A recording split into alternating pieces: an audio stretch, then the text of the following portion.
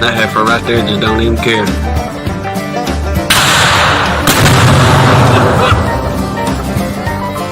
Grayson, you're soft now.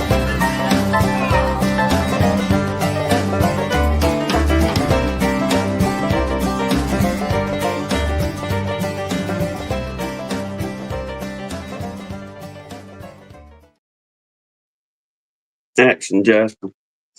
What do you say, folks? Hope everybody's having a fine evening this evening. Flying solo.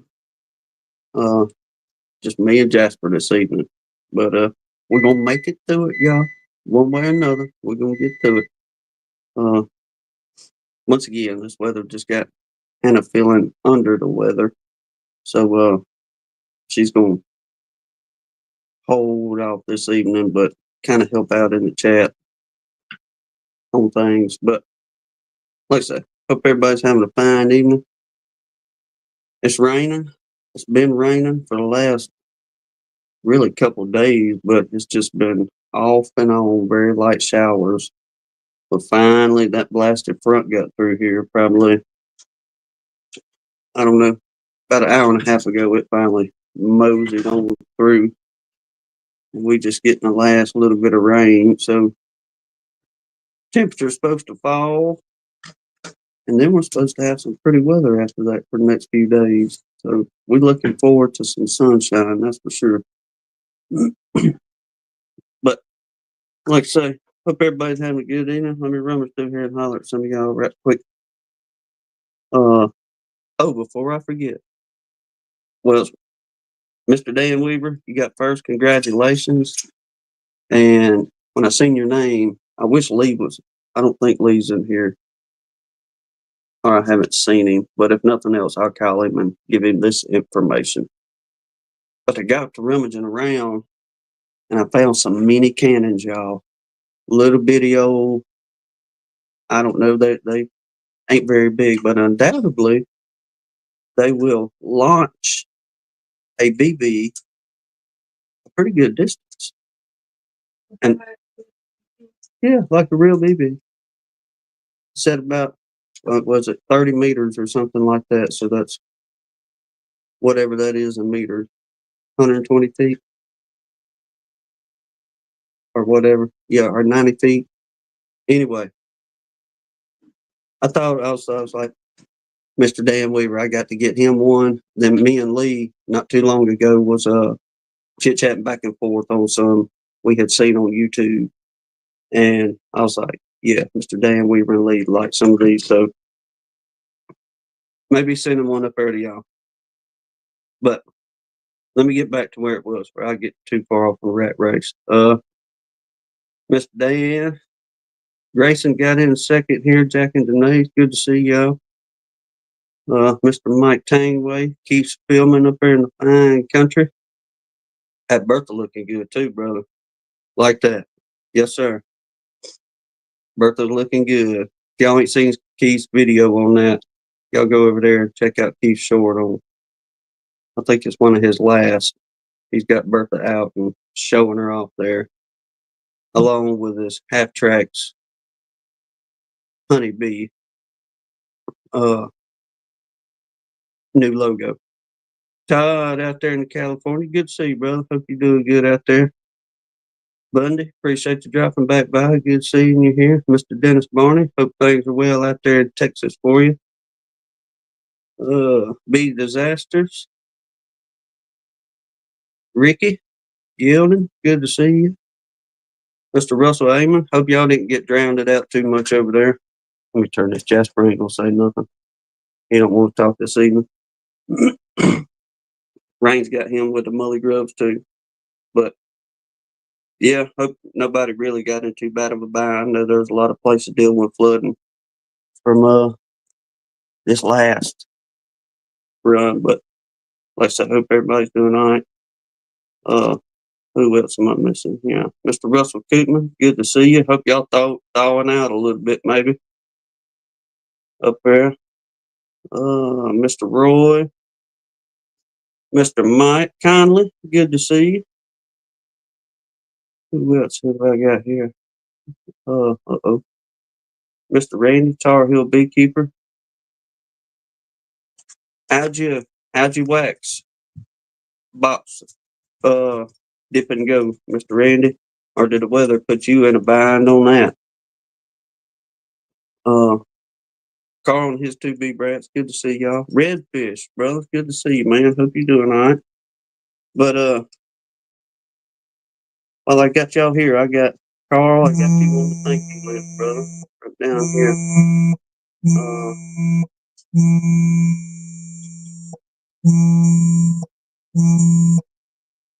Sorry about that. That was an emergency alert talking about flash flooding around here. But Carl, got you on the thank you list. I want to tell you appreciate you offered the other night. We'll be in touch with you.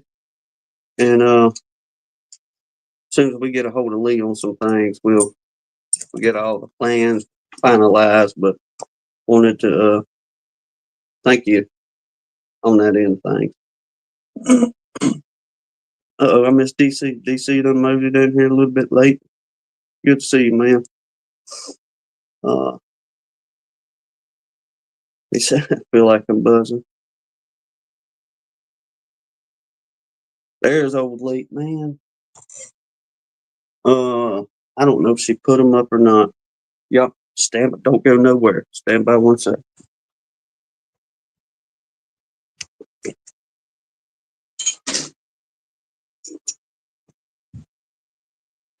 She's like, what are you doing?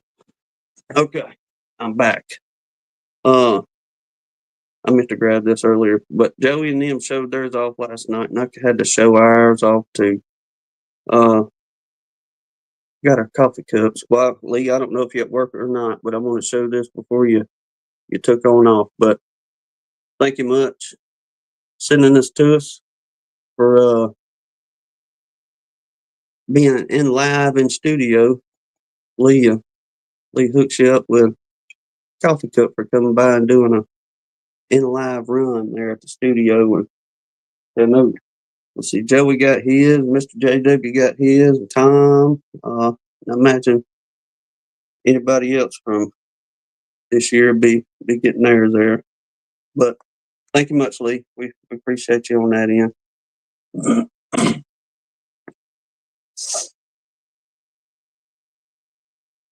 I don't know. Did you? Oh yeah, okay. I just seen your comment. I was fixated y'all get rained out, but I just seen your comment. You home. Y'all finished it, Lee. I heard that. Well, get you a couple of days break. We're supposed to get some fine weather. Give you some pretty days to get out there and work them bees this coming week. Y'all, we're supposed to highs in the 70s and lows in the 50s. It's just going to be that just right weather that you look for. Perfect days to get out there and work them bees, that's for sure. But hopefully, I had to give you some time to get some of your girls adjusted, see how things are going.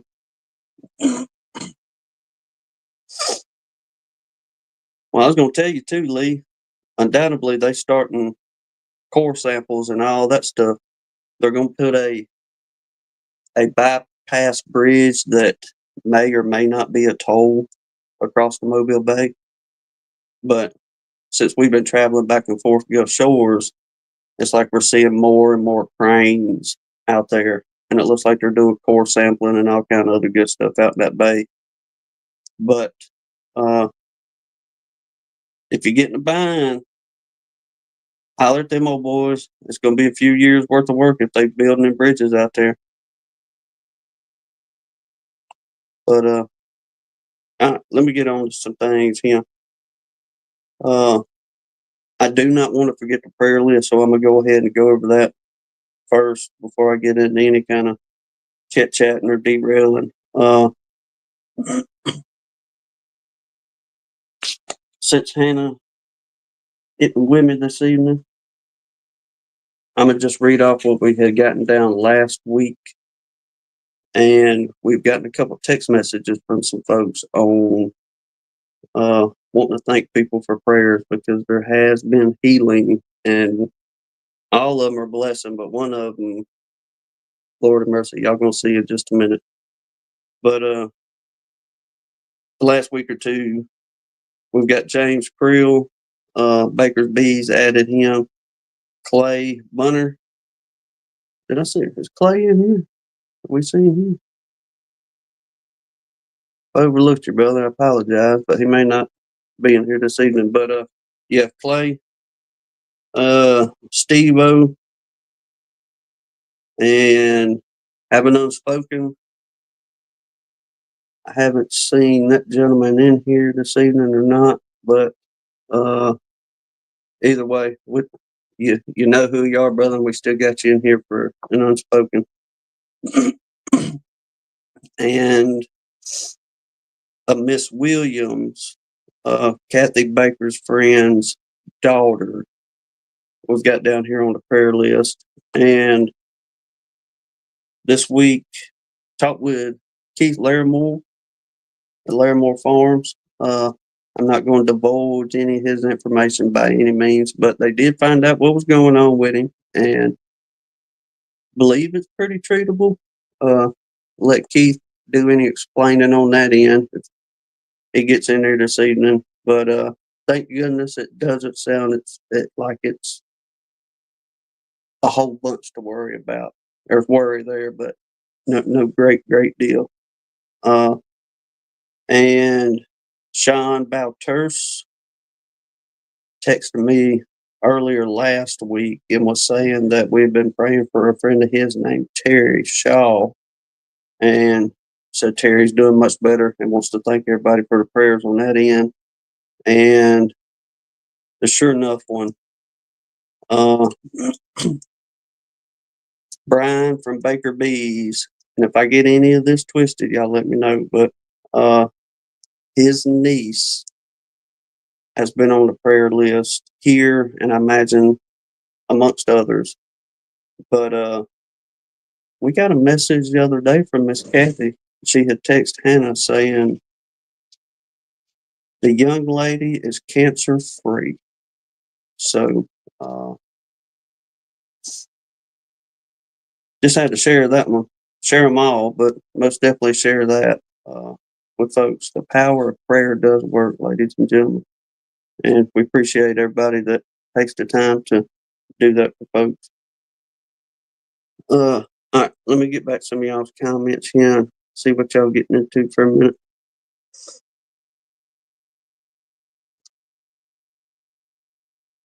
Let's see. DC, you getting rained out too?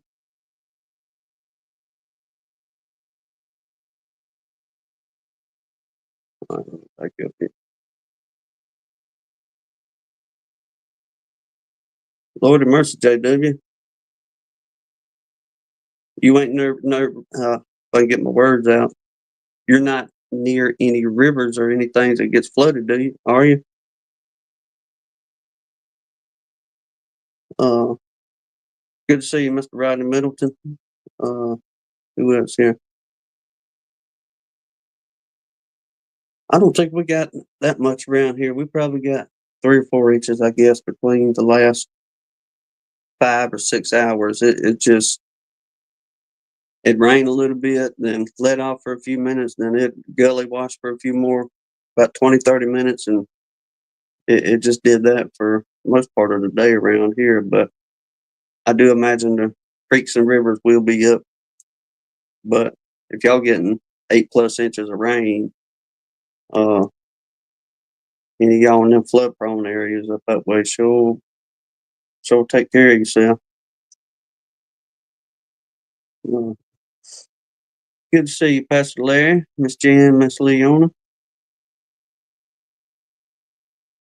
Dry Michigan, Mr. Roy says. Beautiful day here. I heard that. Was them bees able to get out and mosey around a little bit?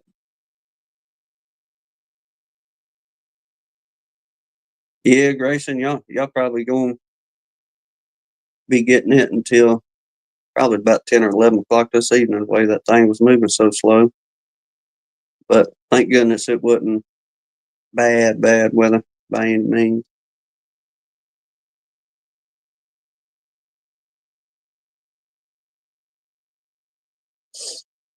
Uh,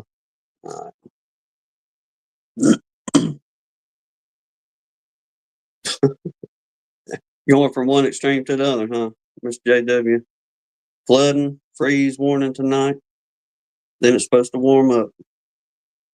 Well, hopefully everybody get a good part of this warmer trend then. Uh, Especially y'all folks in the North Country. I know y'all itching to pop some lids and see what's going on, or at least see them girls fly a little bit, or a little more than what they have. All right, let me see here. Got my prayer business taken care of. Thank you, Carl. Thank you, Lee. And let's see, I got Hillbilly Earl down here too. Brother, thank you much. At the end of last week's chat, you put a super chat in, and I know you being you doing it out of love and not wanting nobody to see you. And we appreciate you, brother. Uh, Thank you much on that end. We just wanted to holler at you and let you know. All right, that's one part of my beekeeping news.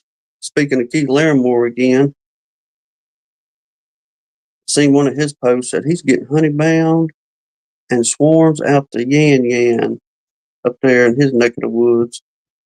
I'm hoping the rain has really had everybody kind of at bay around here. And Lord willing, once this rain lets up and we get these pretty days like everybody else seems going to be getting, they'll them swarm calls perhaps will be picking up a little bit more. Them swarm boxes will be having some activity.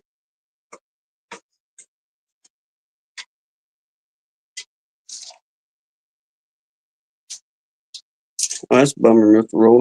Not warm enough. Like the weather gonna change next week. Hmm.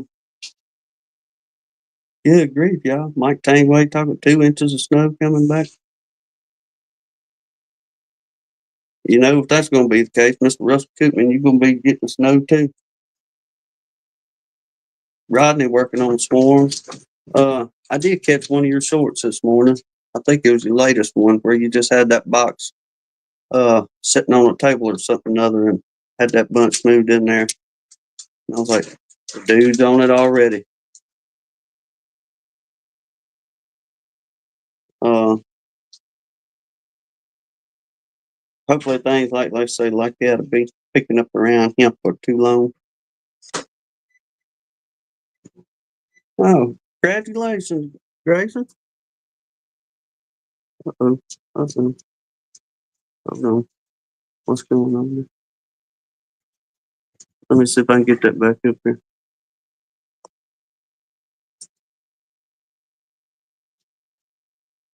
Is it showing the comment? There we go. Okay. I guess StreamYard's done changed some stuff up on me. New buttons to push. Y'all be careful. Uh-huh. I don't like that. I like it when you just push one thing. But anyway, changed it up on me. We'll get through it, y'all. We're gonna make it. But anywho, congratulations, bud. Hope you get you a few more up that way too.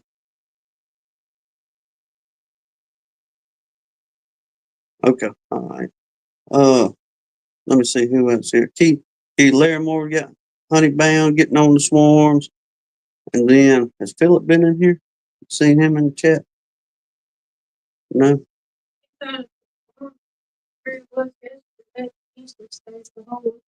I'll save this one for when his tail gets in here, or if he's out and about. But Roger has already lost tail for some of this. It don't take Rodney. Yeah, pretty good one, Rodney. Yeah.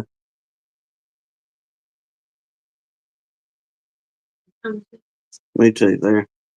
Yeah, we've only seen the one. That's it. Just one.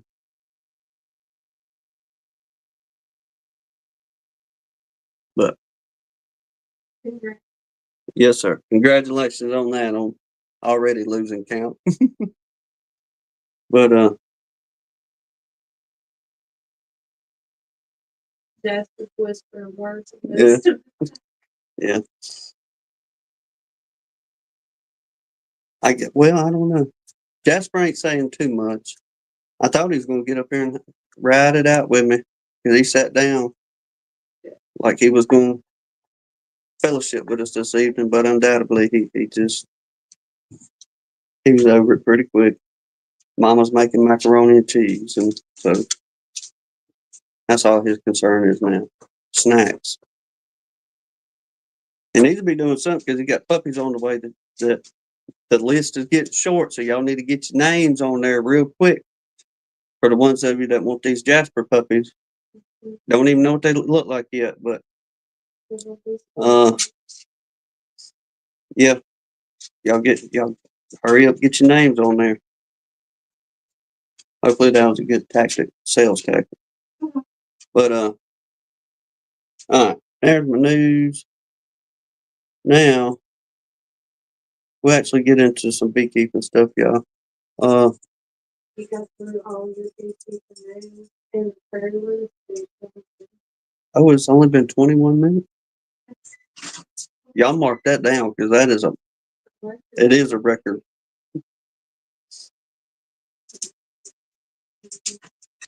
Oh, Keith Spillman says my 64 Fairlane came from Jasper, Alabama. Mm-hmm. I guess so. I bet you that puppy rides like a Cadillac too.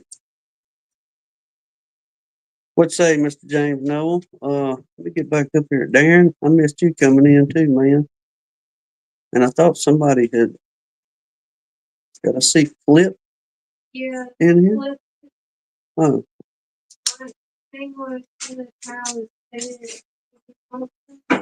Have not talked to Ed in about a week and a half. I'm going to say he's doing okay, but the last messages that we did aren't well. We was actually talking on the phone. He did get those 2 swarms there at the house, and he's noted they was the biggest swarms that he's ever caught at home. So I'm gonna say he's doing all right. Like I say, Laura will, and he'll be back with all of for too long, and have some good updates on what he's got there at his house. But from what I'm understanding, he only had a few losses and pretty well gained those back with those swarms. So appreciate you asking about him there, Mike. Jonathan, good to see you, brother. Appreciate you dropping by. Old Glory Bees.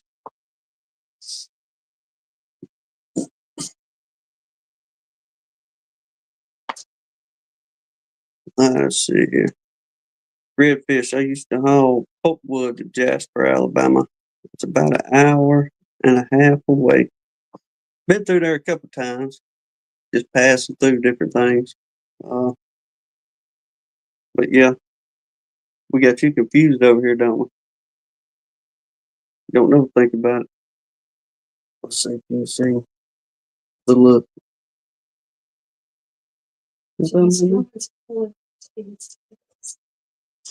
Hmm. Oh yeah. Let me get that for you. I'll take care of it. Clean it up.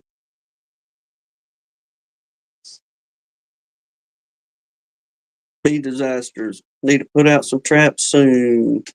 We went and checked ours yesterday on the way home. We went and seen some family, and we had to pass by there on the way back to the house, and drove through the fields. Box number 1 empty. Box number 2 empty. We did not check the small little 5 frame up by the old place, by the house. So that one is still kind of in the air on that one. But we waiting on that holly to bloom to really hopefully attract to that particular little spot.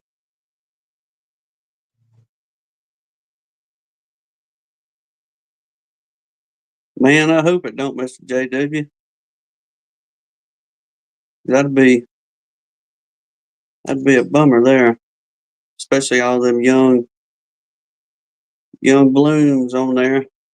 Now I don't know if it's any help, but it got down right at freezing a couple weeks ago around here, and our peach trees, man, they were beautiful in bloom. And I was real worried that the frost, because they was calling for a frost too, that the frost and everything was going to get them. But there are little peaches all over the place now, so I don't know if it done them a little bit of good or put them in a bind, but I haven't seen any dead peaches coming out yet. So hopefully y'all won't get in a bind either on that. Bee disaster just barely got out and pulled my candy board and did a quick inspection.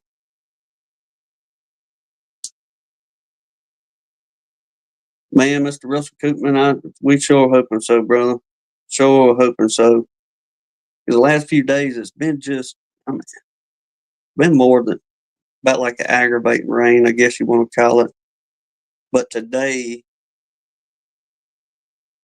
the actual heavy rain and all that finally come pushing on through here. So it's supposed to go to clearing up, be sunshining Tuesday all on into the latter part of the week. So, Lord willing, it'll it'll be pretty enough for them to want to start swarming, and they land in the boxes that we got set out, or folks call us, one of the two. Happy to come get them. That little old swarm we got out there the other week, they doing good. Um,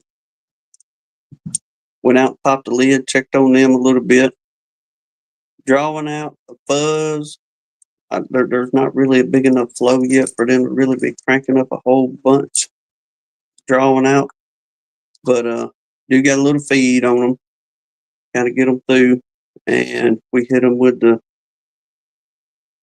peppermint and give them a little bit of peppermint candy the other day. Uh, did see two beetles whenever for the ones of you that watched the short on about honeybees cleaning house. Y'all, honestly, I literally, we dumped all that stuff out. Everything was nice and clean where the tray was cleaned out, wasn't nothing in there. Put them girls on. We had some old frames that had a little bit of wax moth damage, and most of it was just really like dusty from just sitting up and sitting out the last year and a half, really, or year. But y'all, it really blew my mind at how much those girls took and cleaned those doggone frames up, and how much just, I don't know, little pieces of dirt and things. I called myself knocking it off and trying to get, for the most part, getting things cleaned up. I hit it with my hands and buffed it out a little bit and knocked off the loose, what have you, and boom, we just threw them in the box and went down the road that day. And uh, honestly, when I pulled that tray back and just seen a glance of it, I was like, there ain't no way they cleaned up that doggone much. And when I pulled it about halfway, you could see, if you look in the video, you can see it, but you can see the little lines. It looks like where they done plowing. Best way to explain it. You got several plow rows, if you will, but all it was is where they was dropping that stuff, and it fell right at the bottom of each frame, and it made you can see each one of those rows to how they just cleaned all that mess up. But uh, never seen them do a deep cleaning like that. Very interesting, I thought. What say, Minnesota Mike? Good to see you, bro. Let's see what y'all got in here. Oh yeah, I said I was going to talk about some swarming and stuff since we own all this. Uh, the first part is just more of, if there's a, y'all bear with me now, huh?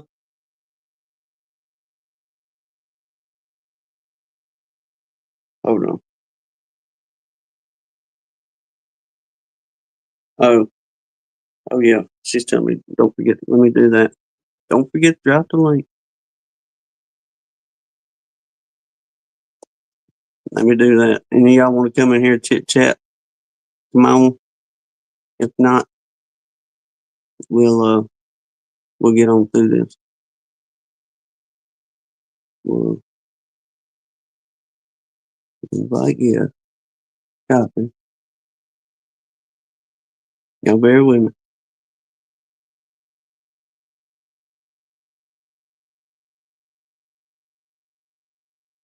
It won't let me go to the comments. Never mind.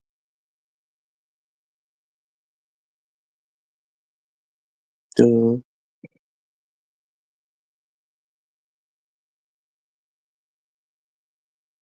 Oh my word.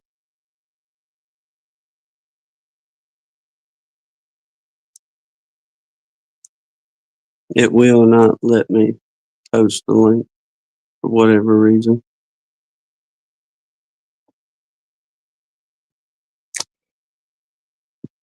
No. All right. Disregard that.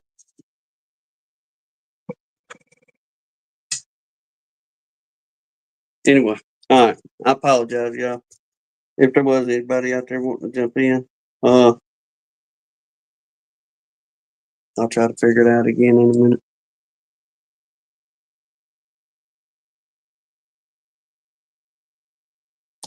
No. One more try. If it'll work.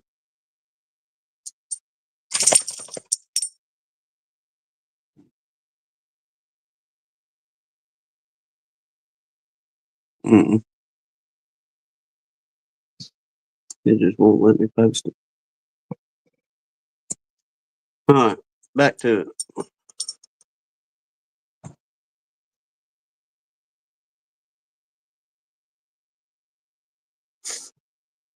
Yeah. Sorry, bud. If you was, it will not let me post for whatever reason. The way StreamYard has changed up the comments.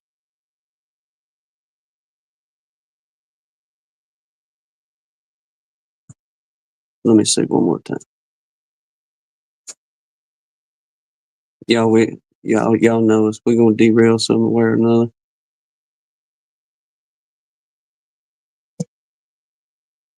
No. Did it go?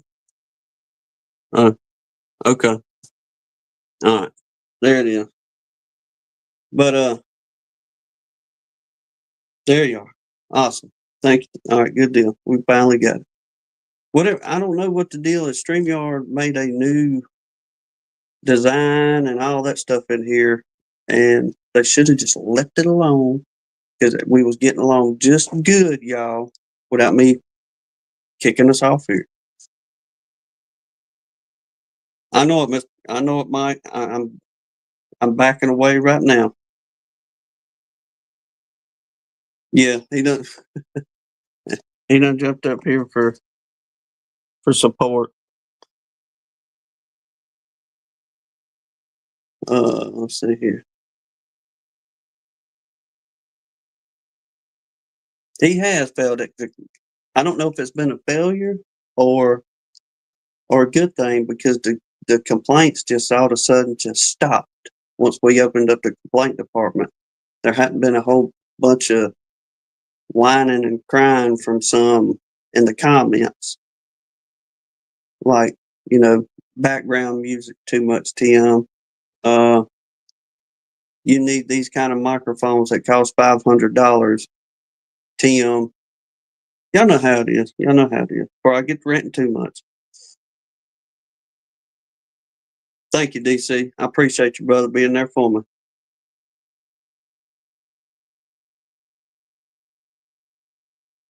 Sweet little Miss Haley. I got to put that up there. Y'all, let me.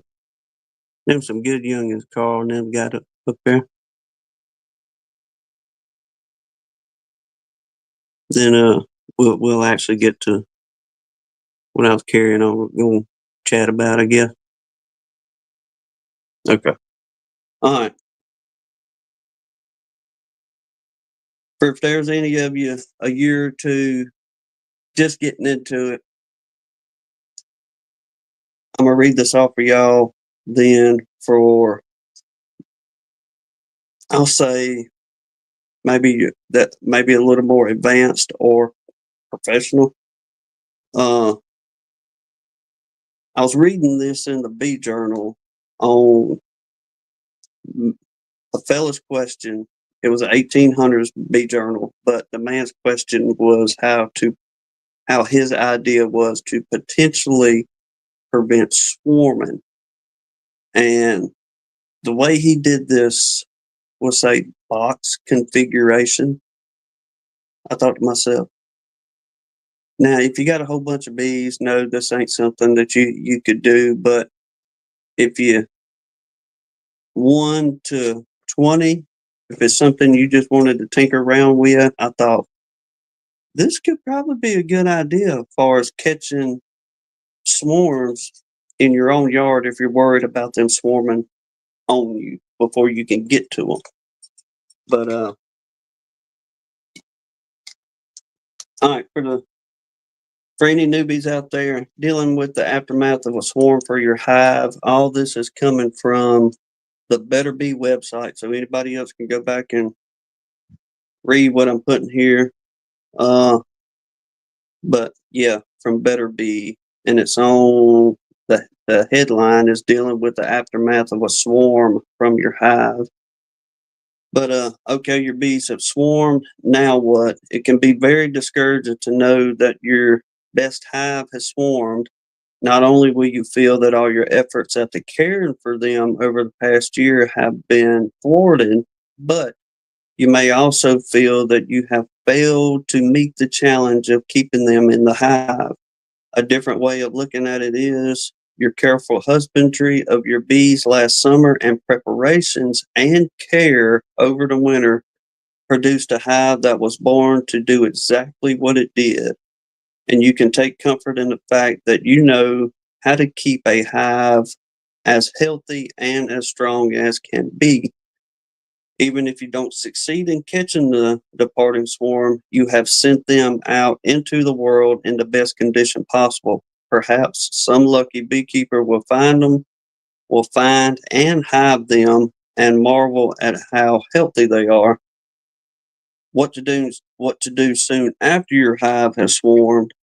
It is very tempting to think of your own now diminished hive with less enthusiasm and figure that they have sort themselves out on their own, but that will be a mistake. As soon as possible, do an inspection to check on the number and age of the queen cells left behind.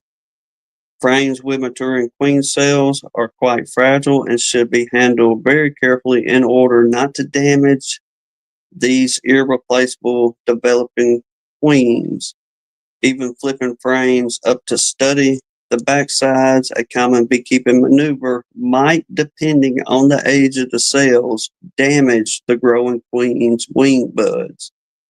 You may discover a dense jungle of queen cells in all stages of development, ranging from cap cells with the thinning tips to still open cells with fat white queen larvae in them. It's not uncommon to find this range, and biologically it means the departing bees were hinging their bets in case some calamity happens to the first emerged queens. Assessing the queen cells that the swarm left behind, if the oldest looking cells still have their tips intact, you may not yet have a new queen afoot in the hive. But if you discover queen cells with holes cut out of their sides, chances are there's at least one queen roaming about killing her rivals before they can emerge. And you might even have multiple virgin queens already out among the bees. The risk in that case is that the hive can swarm again with a virgin queen, further depleting it. It's possible that a colony will keep swarming with each new crop of virgin queens until it is too small to be viable. Let me get back up here. I had to go back to some of y'all's comments.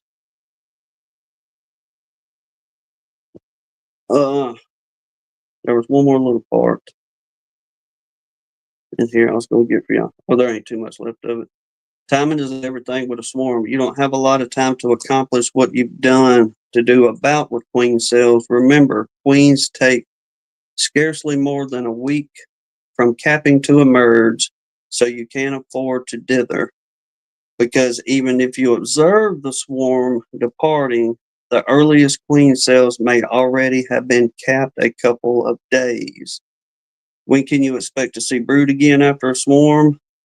Having a good estimate of the queen cell development timing will also tell you when it is time to check for evidence that the newly mated queen is back and laying successfully. That's important for two reasons. You don't want to let the hive to be without brood for too long because they may develop a pathological condition called laying worker, which is difficult to resolve. And if you know when the new queen has resumed laying, you can use the short window when all the old brood has emerged and the new queen's brood is yet capped to do a single dose of oxalic acid treatment, either vaporization if you have equipment and personal protection gear, or a dribble to reinforce the varroa suppression efforts of the brood break due to the swarming. Queens emerge from being capped about a week. They spend another 6 days hardening their wings and maturing sexually. Add another 2 to 3 days to accomplish her mating flights. Egg laying can begin as early as 3 days after mating, although this covers a period of 18 or 19 days. Add a day or so more for any weather delays to the mating flights, and you can get 3 weeks as the minimum time from swarming to egg laying. Waiting a full 4 weeks to check for eggs will mean you are less likely to be disturbing a late started queen's mating flights. It is bittersweet to find a new queen in possession of your old queen's hives, particularly if you don't catch the departing swarm, but it is the way of the bees, even in managed colonies. So, any of y'all newbies out there, you got any concerns on colony swarming, uh, things of that nature, you can go back and they've got, well, they got everything you want at Better Bee. You know, you can get your bees and your deals and this and that, what have you. This ain't a sponsored video. I just happened upon it. But y'all holler at me at Better Bee. Y'all want to hook us up with something. I'll be happy to spread your name around in a minute. But like I say, the heading of it was dealing with aftermath of swarming the beehives. So let me get back here and check some of y'all's comments right fast. Then we'll go to what I was talking about, that possible, I call it, I'll just say maybe swarm box, if you will. But, all right. Yes, Mr. Mike, she ain't feeling too well. Okay, she done got you answered in there. My bad. My bad. She gets on to me about that.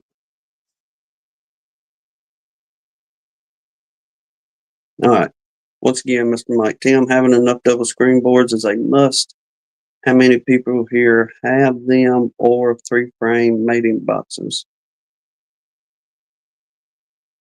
DC says, I have 3-frame mating box, Mike. All my mating nukes are set up that way. All right. Well, Mr. Keith Spillman here. After a swarm, I usually give mine a few days to settle and the new queen to emerge before poking around. Then maybe pull a box or two, depending on the size of the colony left behind.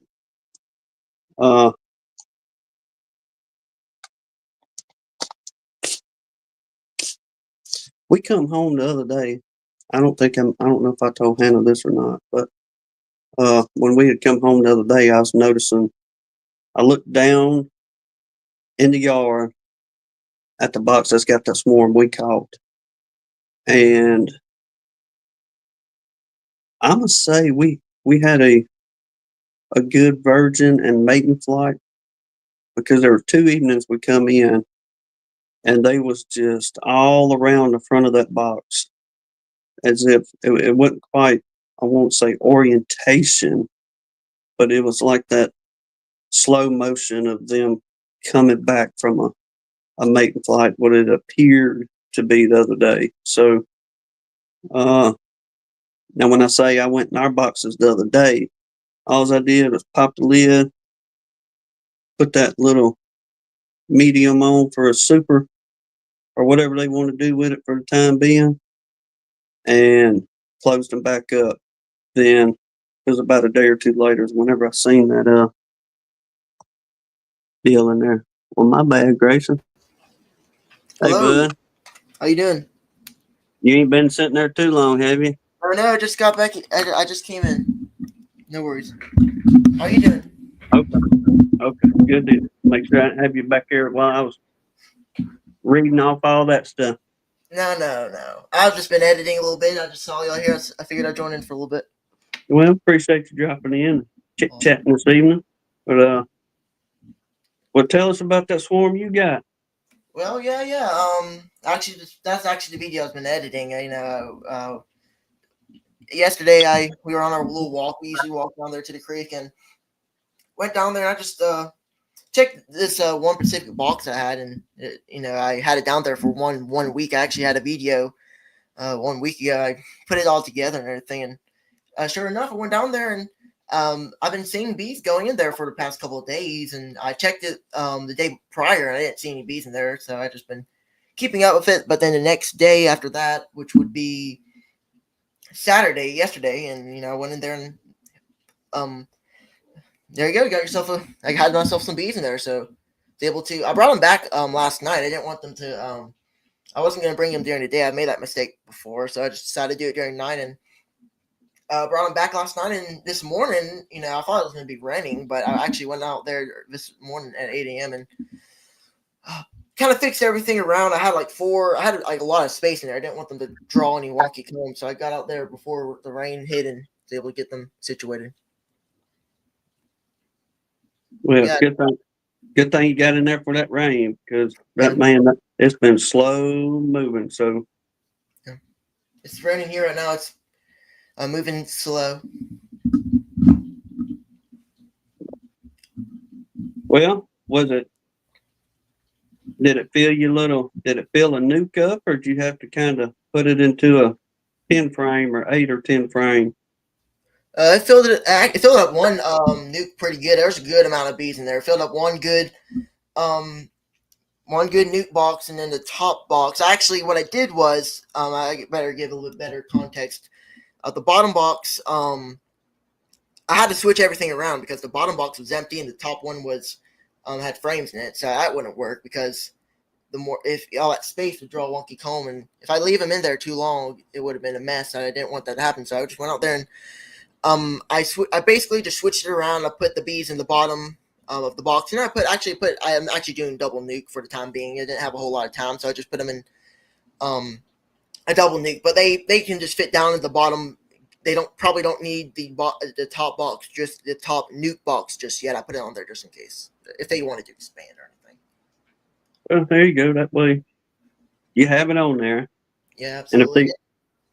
once these privet flows, once that privet kind of turns on for us down here, that's really going to kind of rocket our girls into the tallow and everything. So hopefully that'll give them a good boost. Then once the tallow gets here, that'll give you a good little honey flow. Yeah, I'm hoping so too. And I'm watching out. It hasn't came in just yet, but I'm seeing some pollen coming in, and the girls are building up quite nicely, which I'm happy about. We're seeing a bunch of yellow pollen from what the swarm here is bringing in. Oh yeah, down here too. We're seeing some yellow pollen. I saw some pink pollen earlier in the spring. I haven't seen much of that. I've just been seeing some mainly yellow pollen. They're on the red buds, I saw a whole bunch of them on them a while back, and they're still blooming right now. So they're on those and some other flowers. I'm not a flower expert, so I can't tell anybody here much about flowers, but I just know that Privet will be in here very very soon. Our tallow will be coming in after that a little bit. We've got. I was looking at some stuff traveling down the road yesterday, and there's a whole lot of white clover. The red clover has done pretty good, but it seems like the white clover is much more pronounced this year. I'm probably going to get the name wrong, but the Yancey graybeards or Nancy graybeards, whatever they are, my word, them things are blooming out like crazy this year. The tie bloomed. The tie seemed like it had a quick bloom this year. It didn't really stay long enough for the bees to really, I guess, maybe get anything off the tie for whatever reason. But for the most part, pretty well, most everything's in bloom except for our main flows right now. Oh yeah. It's raining pretty good out there right now. Hopefully my mic is cutting that out. It should be moving through. I can't hear nothing on my end here. Oh, good. I figured y'all probably wouldn't. My mic usually cut it out. Well, hopefully it won't be too bad of a rain. I will say, granted, it's springtime. Yeah, we need the rain because everything's waking up. But thankfully, what we got here, it wasn't like just a complete washout. Yeah. So I don't think it's going to take long for the bees to start finding some dry pollen and go to getting on some nectar again here for too long.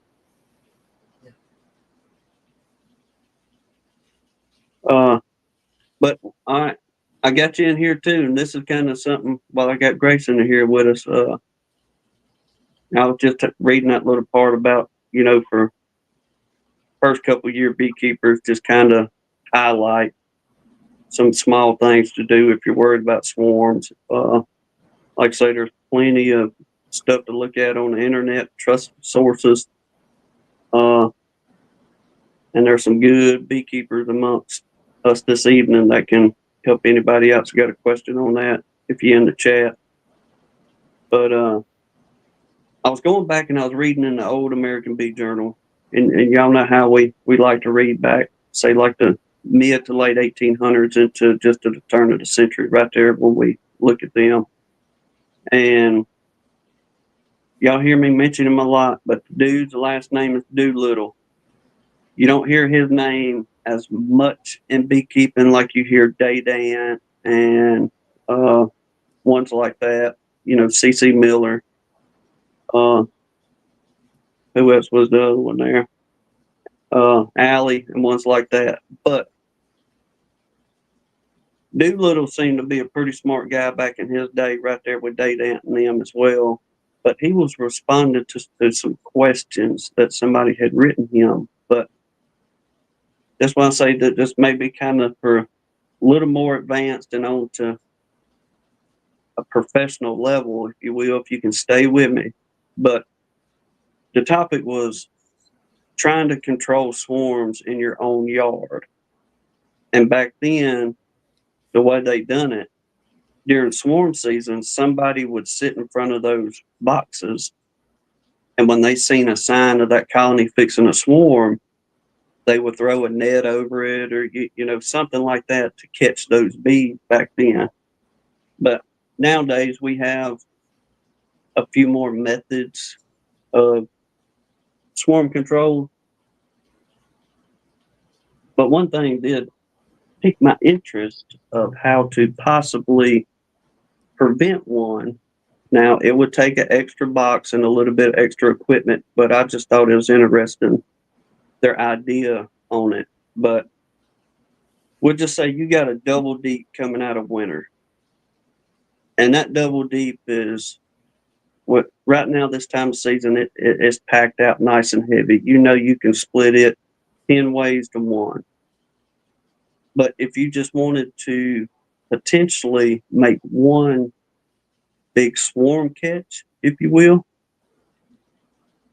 Their theory and idea was taking and drilling a small hole in the side of one box, taking an empty box, drilling the same size hole in it to where they line up together, just like you was, going to put some couplings or something through there, but you want them holes to line up perfectly on the box you already have and your empty box. And then you want to put some type of cloth wire to make a queen excluder, or if you have a ways to cut down an old plastic queen excluder. But their main idea was have the holes drilled to where worker bees and nurse bees can walk through and go into the box right next to it. Yeah. All right. Whenever you begin to see swarm cells in your mother colony, take that frame out, set it over in the empty box. Now you've got the queen excluder, if you will, cutting off both boxes. So your mother queen, she can't get over to the box where the queen cells are, and vice versa. Your virgins, unless they're very, very small, get back over into your mother colony. Yeah. But what during time, what you've got going on is you've got these nurse bees and worker bees going next door into to this other box. So when that virgin hatches out of the empty box, if you will, and goes out for her mating flight, she takes whatever she's going to swarm out there with her, and bring them back to that one box. Well, your mother colony, you have a queen excluder sitting on your bottom board. So that doesn't so your mother queen doesn't get triggered to go out and swarm. Yeah. But basically, you're drawing bees out of your mother colony into this one empty box that you had queen cells in. They go out, swarm with her, or she goes out onto a mating flight, creates some kind of swarm, and then those bees come back to the empty box, and now you have a swarm in there. I just thought that was pretty interesting. I was like, Yeah. That I sounds know it ain't. Go ahead. Oh no, go ahead. All I was saying was that sounds pretty interesting. I was just thinking, would that actually work possibly for a method of swarm control if you're one of these individuals that doesn't have,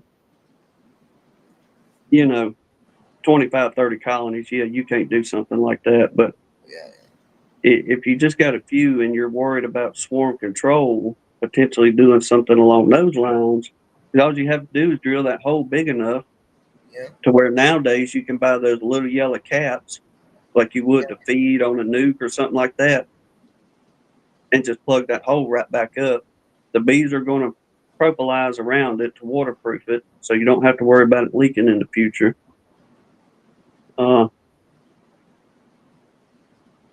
Like I say, I just think it's pretty interesting on the fella's thought on that. Now, Dr. Doolittle or Mr. Doolittle, his idea was, yeah, it would probably work, but there's some areas where that he would may adjust things. Yeah. Instead of putting a whole bunch of queen cells in there, he just kind of suggested maybe just putting 2 to 3 in there. That way you didn't have a whole bunch of swarming going on if that's what they was going to do.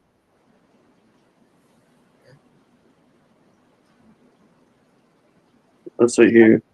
That's interesting. That's really cool. I've never heard of that. I'm glad you brought that up. I don't know, it's just one of those things that just, for anybody interested in it, it was on the Cornell University where they have all the American Bee Journal stuff. All right. I'll have to look into that because that sounds pretty cool. Let me look at it's volume number 35, number 21, and it's on page 326. All right. I'll see if it's got a. And this was May 23rd, 1895. Whenever 18. they had, yeah, 1895, when this article was written. But it's right down there on automatic swarming, uh, by G.M. Doolittle. Mhm. But that's about all we got here on our end. We just kind of sitting, waiting idle like everybody else, I reckon. Absolutely. Oh, I know this is your last try. I was just actually kind of curious. How many hives do y'all have right now? I can't really remember. Well, we just got the swarm got us back Or into beekeeping, so I thought that was it. I just couldn't really remember. I, but I, go ahead. I was saying that there's a lot of times where I just can't remember how many colonies each person has. It seems like I'm asking people multiple times how many hives they have. It slips right out of my mind. But yeah, we're doing the same. Just kind of waiting out for our flow to get going. But we're able to get a good start in things over here. Um, have did splits last week and I uploaded video. The video is doing good and people enjoyed it, so that was fun and got those splits done. It wasn't as hard as I thought it was going to be. You got 5 colonies that have queens, and the other 3 are waiting for queens. And then Friday, I think it was the day after or the day after that. I can't remember, but Friday I went out there and shook a couple more bees into those queenless hives, just to give them a little boost from the original mother hive, and they're doing fine. They should have a mated queen here very soon. Well, hopefully she'll do good and be a Yeah. good performing queen for you this year. I think so. Everything, all my queens are doing really good right now. All the mated ones are laying some good patterns and looking really healthy. I actually just got done watching Dave's video. DC down there, he had a little premiere. I was watching it. He has some really good.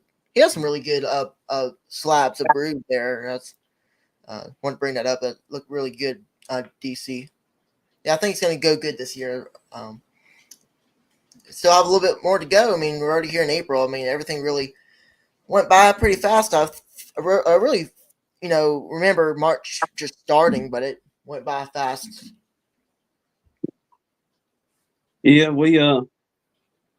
whenever we should be able to do it with this weather clearing up and all that this week. And our work schedule has dropped dramatically from where we had been doing the last several weeks. But now we know, just in case anybody may have missed it last week, but my buddy Lance had called us Sunday evening of last week, I think it was, and he was moving some stuff with. He owns a junkyard business, but he's got a tractor with forks on it that's big enough to pick a car. This ain't just a regular forklift. This is a show enough tractor that picks cars up. And he was moving a bunch of cattle gates with it. Well, whenever he swung that tractor, he knocked over one of the colonies there at his place. So he calls us up and he tells us, he says, man, he said, look, it's raining outside and they ain't happy, but can you come help me at least get the boxes up and get them set back up before the rain gets here? So we get over there, and sure enough, there was some fussy bees because of the weather. But Oh, when Hannah and I looked down at the side of that box, because it had tipped it over, and you could see the bottom of one of the boxes, and man, all 10 frames literally were just crammed full of bees. Well, on the way home, we was talking, okay, that's going to be a good colony we can start splitting from to get back up here to the house. Then talking to him later on, he said, oh, that box that we've got 4 or 5 of them boxes stacked on, he said, that is just as full.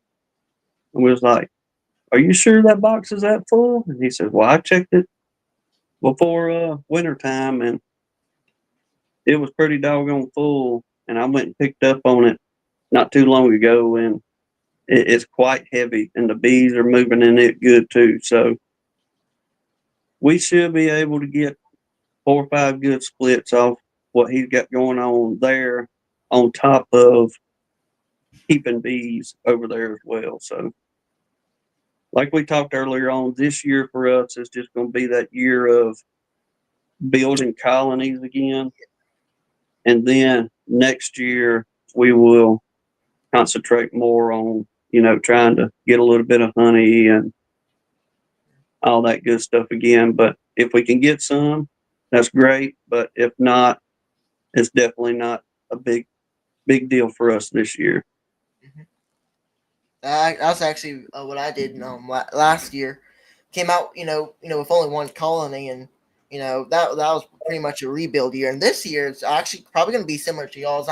Even though I have all these colonies, I'm focused on expanding. But multiple people have said that, and I've been thinking the same thing too. That if these bees can build up pretty fast, I should be able to get somewhat of a flow in. So we're just I'm really playing everything by ear. I never really tell people exactly what I'm going to do. Like right now, I'm focusing on making some splits and get up to about 10 colonies, and see, we're going to see how these splits do. I don't count my chickens before they hatch. I just know I have 5 colonies that have mated queens and 3 others that are awaiting a queen. They'll get a queen here soon. I think I made a note somewhere. I got to go back and check April 20th through the 28th. Probably shouldn't take that long. Probably should be a little quicker, because the last time I checked, all those cells are all the cells are capped, and they are ready to hatch anytime now. And yeah, I guess that's what I'm doing now. But if I can um, build these bees up really good, and we'll see how everything goes. And I have no idea yet, but if I can build them up really good, I might be able to get somewhat of a small harvest. Nothing really big or anything massive, but maybe something small. But it don't matter to me. If I get honey, great. If I don't, that's fine as well. And it just depends on what the bees do. That's it, because they're going to do what they're going to do anyway. Absolutely. This year I was my splits were actually, everything I did with my splits was actually focused on just letting the bees choose when it's time to swarm. Right when everybody told me to swarm, I know that's the time to split. I don't want to split too early. I don't want to split too late. I just want to let the bees decide when things are good to go, and I'm just gonna follow after them. That's kind of the way I did it. I'm gonna do. That's my plan to do, and I'm hoping it goes good. I'll keep y'all updated, everybody. I always keep, no matter what, I always try to stay keep people updated, whether it be bad or good. Mhm. Well, even still for us, we down here along the coast, and I'll say the southern states for the most part, we see that we see spring first, and we do have the advantage of the warmer weather and things like that, and the bees having tendencies to swarm a little bit earlier. But we just now getting into April real good, so we're still kind of early, Yeah. if you will, on things. Uh, Lord willing, like I say, this weather gets settled down a little bit more with all this rain, and we get to a normal spring weather pattern. We should start seeing those swarms crank up a little bit more for most everybody. Oh yeah, absolutely. I mean, actually still surprised this early.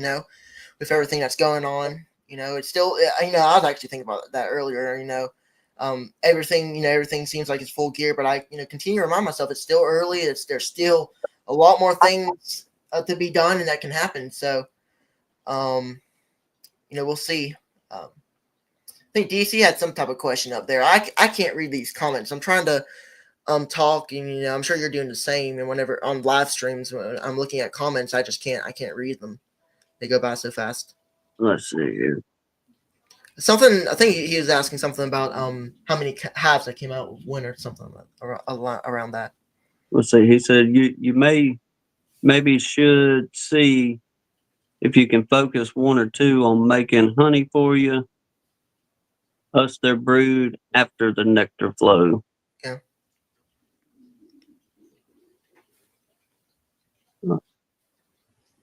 But yeah, DC, Oh, go I ahead. think I think he's just kind of saying, like we talked, just concentrate on one thing, Right. and that's good for all of us, though. Just to try to make that one focus what you want to do for the season, make things good and right, take care of your bees, then let the rest of it come together. Absolutely. But yeah, DC, I went in with 6 colonies over winter. Last year I got up to like 12, and this year I just want this year honestly I just kind of want to be a little bit more sustainable. Of course, nobody's perfect or anything, but I'm just gonna work my way to be a touch more sustainable, kind of keep a even number. But winter wasn't really bad though. I mean, really wasn't bad or anything. We went in with 6 and came out with 4. And the only reason why the other 2 didn't make it was because one lost the queen through winter. Nothing I could do, honestly. They were looking good going into winter, looked wonderful. Just lost their queen during winter. And when they lost their queen, they were looking good as well. But the other one was too small to even make it through. I didn't expect them to go. But, you know. Yeah, it looks like O'Keefe Larimore getting pretty honey bound already this year. Now he was talking about it earlier, but here in his last comment, uh, I've had that problem a lot. Happens all the time. That's a lot of times I'll have to take that honey out and give it to other colonies that need it, and hope. And a lot of times what I'll do is I'll try to give them a frame in the middle, that's open, drawn out comb if I have it, and then hopefully let the queen lay in there. But a lot of times they'll just fill that back up with nectar. It can be sometimes difficult. But honestly, I was actually pretty surprised this year with one exact colony that had pretty much honey in there. I looked in there and I didn't think they could. It's just so much honey that I didn't think the queen would have a lot of room to lay. They only had like 2 frames of brood at the time. But then I came back in 1 week later, and sure enough, the whole colony had like 8 frames of brood. So sometimes they can, I guess they can get it fixed. But yeah, I've had that problem a lot. that's why I was talking to him in a message earlier. It's like, man, we would love to have another season of that once again. Of just the big problem was getting honey bound, Right. and when you get in there, you're having a good nectar flow, but at the same time, if they go to filling up too much, which it looks like what he's got going on there, then if that queen ain't got nowhere to lay, it's going to slowly start dwindling and that colony on down. This time of the year, we want the opposite. We want them girls to have plenty of food, but yet that queen plenty of room to Right. lay in.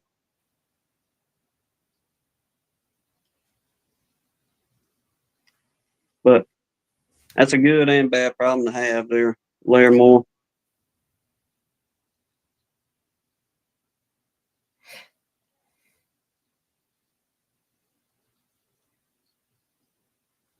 Check back some of these comments here.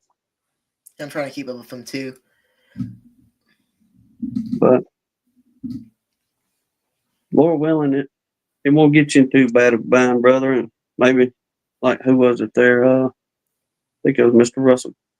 Or was it Dan? Yeah, Dan Weaver. So I'd pull the outside frames and replace with undrawn frames. Give them some work to do. Maybe that'd be just what you need there for that queen to immediately go to laying in.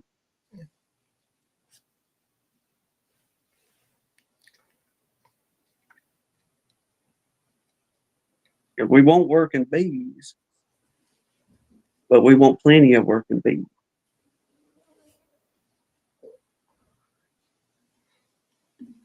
Well, Bud, is there anything on your agenda really besides, I guess, trying to get to your mark, or should I say future? What have you got? Good question. Of course, everybody knows, what I want to do this year, get up to 10. It's always hard to tell people exactly where I want to go. Probably, a sideliner. Of course, if that's the question, hopefully I'm understanding the question right. Mhm. Oh, good. So yeah, probably a sideliner in the future sometime. But for this year, I still have things I want to do. Of course, I have another colony that is strong. I need to check them. This rain has to get on down the line, and I got to get out there and check the hive and make sure. Last time I checked, they don't have any queen cells. But I just want to split one more colony. But the other two are more smaller colonies. They ain't anything big. They're a little more smaller, but they're still really healthy, and I'm still liking their growth. We still have a lot of time left for them to build up, so I'm not really worried if they're touch bit smaller than the others. But this year, get up to the colonies I want 10, 8. I mean, I guess if I counted the ones queenless, I'd already be at 8. I just don't like counting the queenless ones. We'll see as long as they get mated, that'll be good. Get up to 10. Hey, with all the swarms and stuff, it might go up higher. But for this year, it's going to be expanding and let the bees decide what they want to do and see if we can get any honey. But for future on down the road, I'm hoping to grow. I would really like to eventually make this a business eventually. Of course, that's going to take time, as we all know. It's going to take time for me to get to that point, as it does all of us. But eventually, that would be a long-term goal, I would think, to get to that mark. But just have to wait and see. What? Dave and Honey, appreciate you, brother. Get that sip bit of. Well, will it put it up there?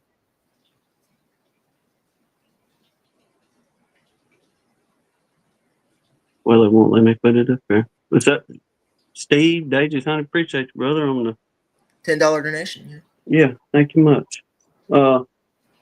What you what 15 now, Grayson? That's right. Yes, sir. I am 15 right now. So you could easily, by the time you're 20, 21 years old, you could easily be on the road to sidelining, and Oh yeah, that's you fine. know about that time you start getting that age, you can really pick up the business end of it, Right. and kind of spread your wings into a little bit more avenues on things. And you never know, bud. If you stay in it, it could turn out to be a really good thing for you, because any commercial beekeeper or anybody beekeeping, we all had to start somewhere. That's right. And some folks, you know, take it and run with it and turn it into a job. And a lot of folks just like to do it just to, go out there and have good peace of mind and relaxing and watching their honeybees do what they do. Absolutely. That's what I'm gonna do. I think I should be able to get to that some point. But right now, I think I just want to be better, be a better beekeeper. There's always room to improve and room to grow. At my knowledge of bees. I mean, there's so many things to learn. Yeah, DC, I've been thinking about that as well. If I ever want to make this a business, that kind of goes. I see a couple questions up there. I'll kind of mention them out in just a second, but I'm thinking about if I want to get up at some point, get up to a business. Want to learn more about business. Get up to that point. But first for me would be getting better at the beekeeping side of things, right? Getting better at that, but then later on in the future, start getting better at the business side of things. So that's kind of would be something thinking. And what I'm kind of talking about. It kind of goes into Dan's question. Do you have college in mind? You know what? I've been thinking about that a lot. If I want to do something other than beekeeping for a job or something, I would much more rather be a beekeeper for a living. That's what I'd much rather do. I probably could do anything else, but that's something that I'd rather do just be a beekeeper and live that way. But I can't really say anything right now. But in the long run, we'll see how things go. As of now, at least. Trying to keep up with these comments. I seen there's one about college or something there. But yeah, that's the one I just answered that. From Mr. Dan Weaver. Okay, yeah. I think Dave from DC had one too. There we go. He said, "So tell us about this newsletter you were talking about, Grayson." There we go. I'll mention it. I don't want to take over your chat or anything. So if I do, please tell me or anything. I don't want to push anything out on here. Try to be polite and all, but But the floor is yours. Thank you very much.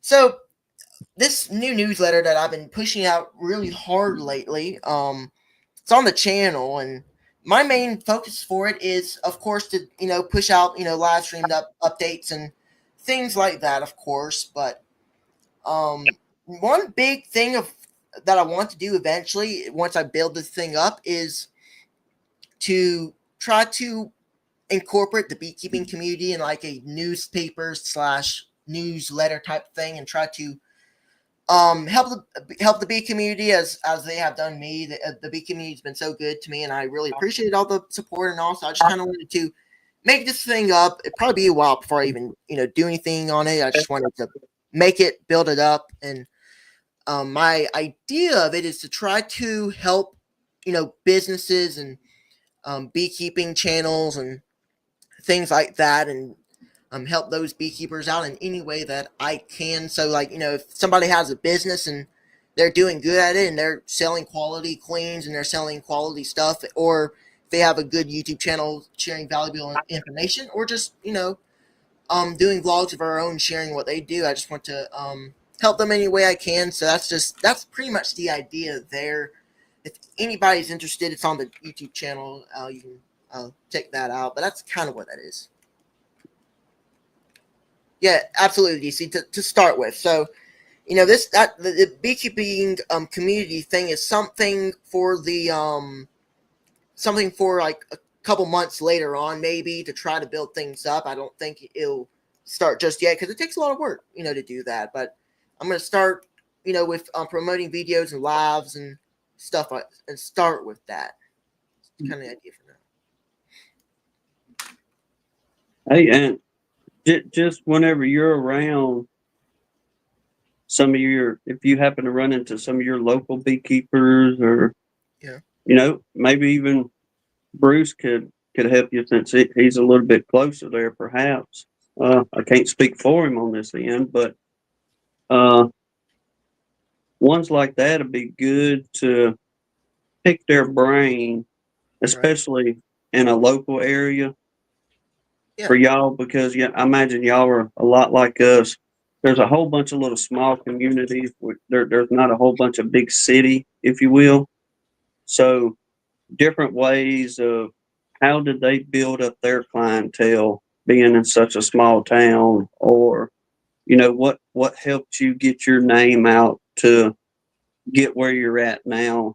Some of those small little questions you may have, or some pointers you're looking for, would definitely be good trying to talk to some local folks on that end. Now, in-depth stuff, some of the commercial guys will be good to help you out on, but for the most part, your people around you are going to be your biggest help, because that's going to be your community, and you're going to have to figure out how to get your name out there in that community. We have a whole bunch of local beekeepers out here. Eventually I want to try to go out to some of those beekeepers and see what they do. It's always fun to do that. Bruce has, invited me multiple times out there to work bees with him. I just hasn't had the right time to go out there, but I really want to accept that offer. I'd like to go out there because, he has a pretty good operation out there. I'd like to See, I love talking to beekeepers. It's my favorite thing. I guess as everybody else will, but yeah. Well, if nothing else, if it's one of them, if you can't get out there and work bees, like I say, if you got a question on, next year, we'll just say maybe you want to try to make a little of small business or something selling honey. Uh, any of those questions you may have, at least you got his contact number. Say, how'd you do it right around here? And that way, that'll help you get some ideas on what you need to do and how you should kind of start taking a course in the direction to selling your product and making a business out of it to profit. Oh yeah, DC. It's actually been a while. Like maybe even 2 years ago. So it's been a while. I haven't forgot or anything. He wanted me to come out there and work some bees with him, and I want to do that because, he's a good beekeeper and all, and it's always fun to work with beekeepers, like I just said, and. Yeah, and the answer to that other part of your question, are there any sideliners near you or a local bee club? There actually were some local bee clubs. I can't remember where this one bee club was. Where we were going to go to it. We were planning to try to drive up there and check it out and all, and learn up there. But unfortunately, they didn't have no space. They were all crowded up. All tickets were sold out. So we're unfortunately weren't able to do that. But I'm hoping we can find some. I'm sure there's some local club out there that we can find. I can try to get into.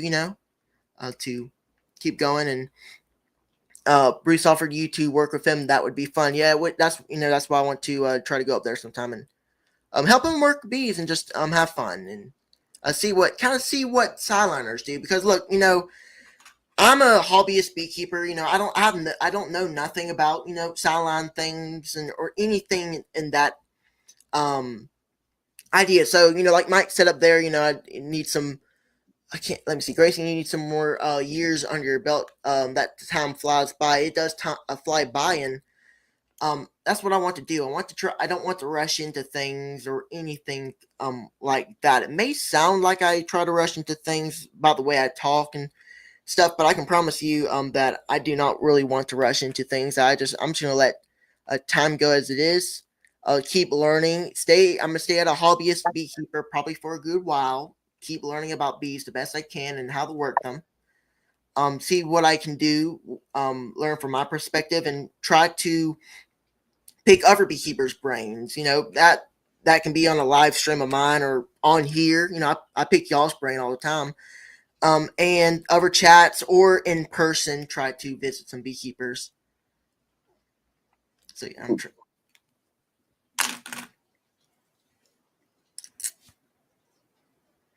That's it. Like Hannah said, you got a good outlook on things. Thank you, Hannah. Yeah. I just want to take time and what I do because, I don't want to rush into anything. I think I've talked about it before. I don't want to rush into things because if I rush into things too quick, I've made that mistake before where I wanted to really run and try to get into things really quick. And that backfired. And, I'm not going to make that mistake again. I'm going to just kind of wait and see kind of what I can learn, be a better beekeeper because I don't think I'm the best beekeeper or anything. I don't think I'm up top with any of these other beekeepers. I do try my best to learn about bees and have good knowledge about bees, but I'm nowhere near the best beekeeper. I guess nobody really can be the best beekeeper. I just try my best to be as good as I can. Well, keep learning. Knowledge is good to have. That's why you should ask questions on things. Knowledge and wisdom is even better to have. That way you've asked the questions and you've applied and you've got a result, whether good or bad.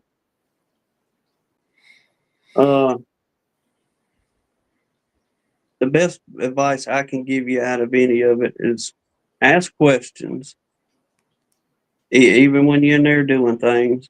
That way you have a good understanding of what you're doing, because even the people that have the knowledge and the wisdom, nobody knows everything about anything. That's any profession.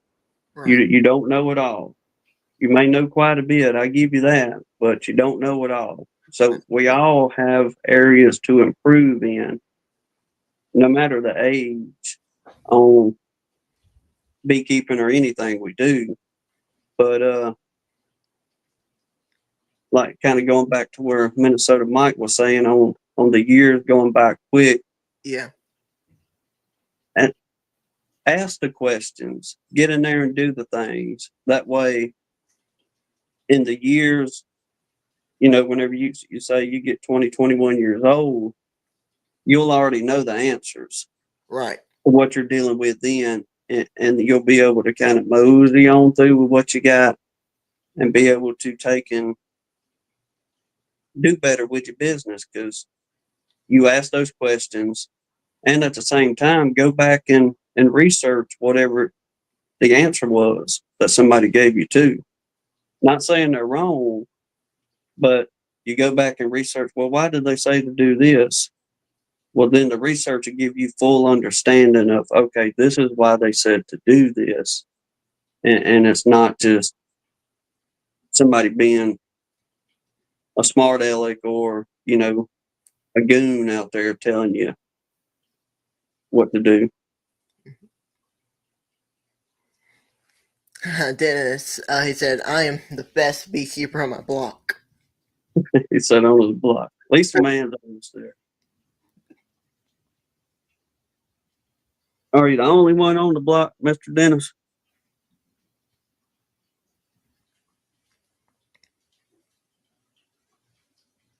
Get back in here. Yeah, but it sounds like you want a good road too, man. Kind of like we're gonna have a same year this year, as far as just making a good year of building bees and make them good and strong. Get them through winter next year, then we'll take on off and see where things takes us after that. But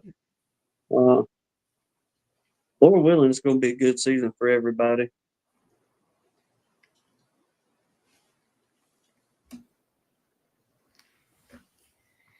A country block, DC. He's out in Texas.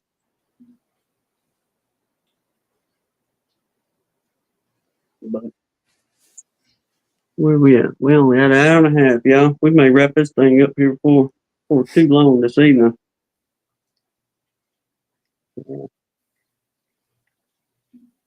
Like I said, we ain't got too much besides me derailing. And I guess I can derail on a portion because Grayson, you probably already know about this, being a little more technological involved than I am. But yes, y'all, I did discover AI in YouTube. Just tinkering around the other day, got to hitting some buttons on some stuff, and I was like, what in the world does this thing do? Well, then it started telling me this is AI, so put in here whatever you want to say or what you want a picture to look like. And buddy, it has been game on in my world as far as tinkering with that, which y'all seen. The like almost every single day I put something out with that AI. But that has been amazing discovery in my brain. Yeah, that's I've been seeing those. They've been hilarious. Yeah.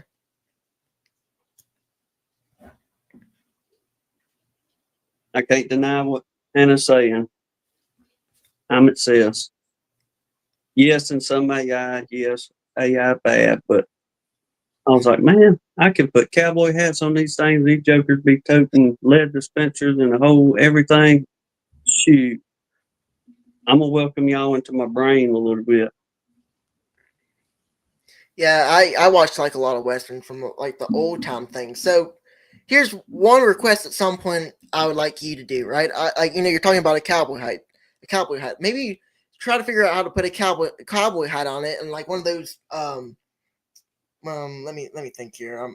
One of those gun belts on there with the gun in there. I want to see something like that. And like I don't know if AI could do it, but I think that'd be pretty funny.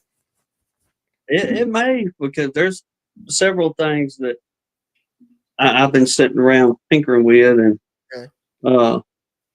it comes up with some pretty good stuff. So there's a good chance it may do that. So next day or so, I'll see what I can do as far as getting a gun belt and cowboy hat on one of them. See what We can get out of it.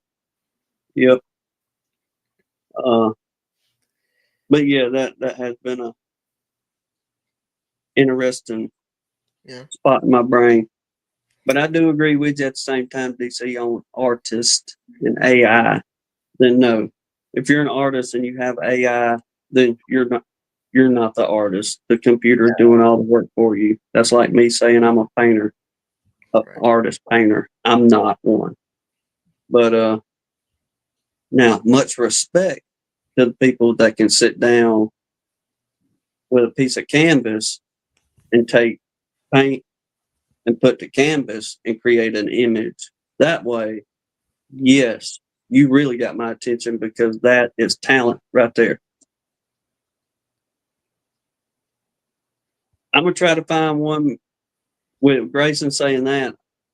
I'll see what it'll come up with on there, and I have one I was going to try to get with a Canon to see what I could do. Y'all know how much I love them old war between the states cannons, but I'm gonna see if I can get one firing off into a beehive or something, or anything along those lines on it.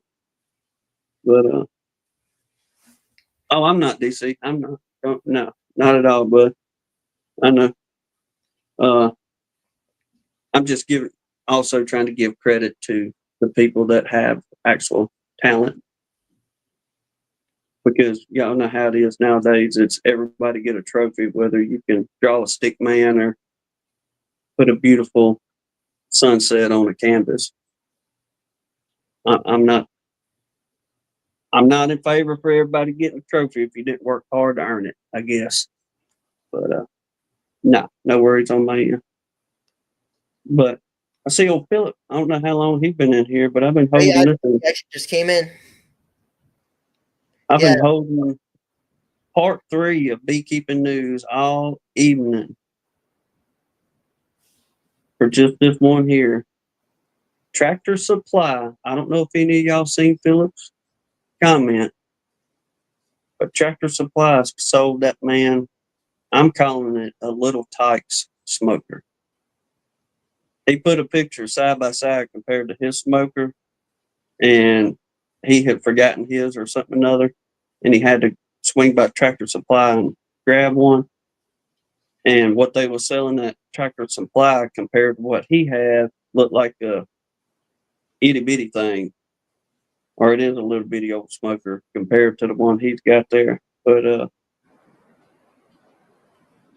I got a good kick of seeing his picture, the side by side, compared to what you can get one of those big day dance or what have you, besides that little bitty old thing that they sell at Tractor Supply.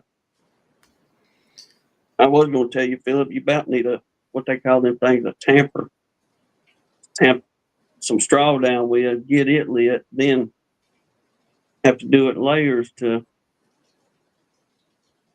get a smoker that size to last a good little while.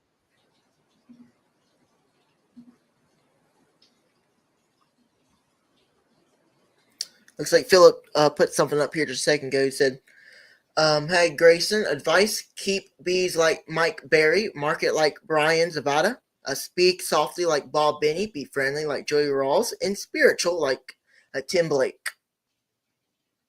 Well, I did not see that fine comment of Philip there. Absolutely, Philip.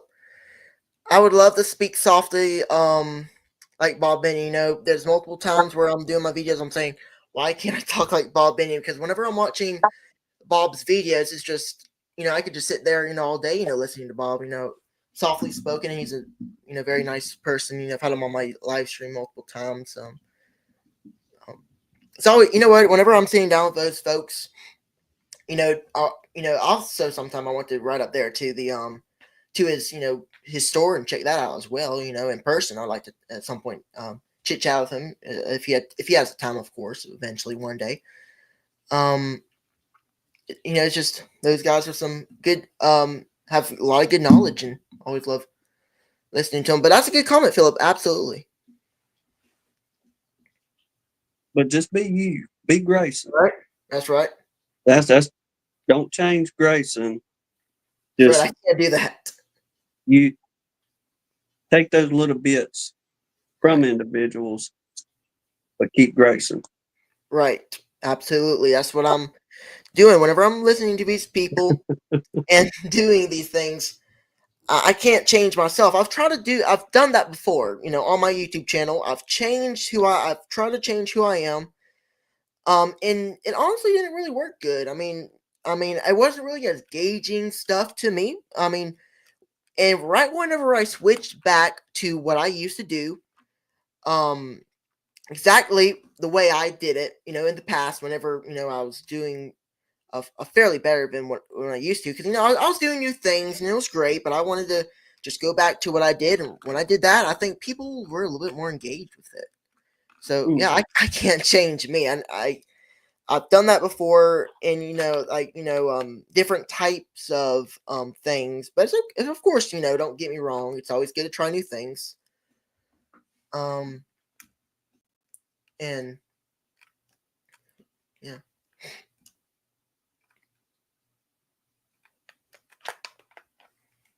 Let's see, DC saying a friendly recommendation. Take a few deep breaths, then let out slowly in the beginning of your recording.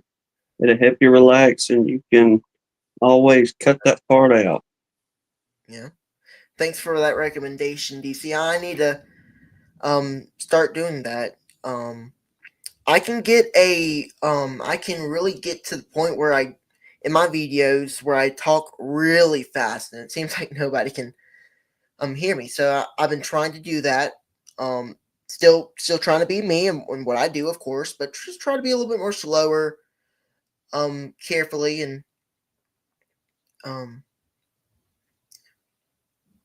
See, it's all of us, buddy.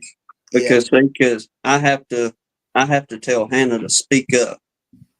All right, she has to tell me to hush up. So we all got our weights and balances. We got to work out to where you get it. Mhm. So don't fret much. Don't fret over it. It just we all got our quirks. Absolutely.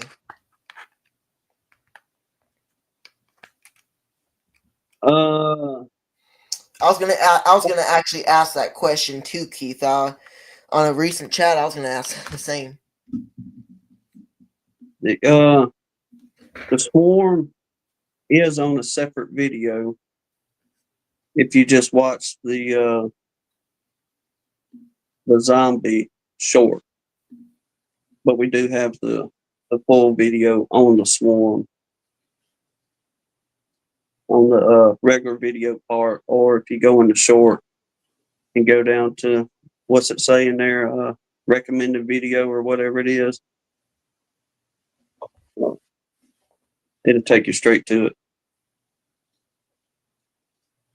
But yeah, we was really hoping that was going to be 2, but from what we've seen, it was just the 1, and there was just enough spacing, I guess, between those couple little limbs right there to make up 2 good clusters. Yes, there is on old pine branch. Now I was asking Hannah about this. I said, "Well, wouldn't it be crazy if this is what triggered them to swarm?"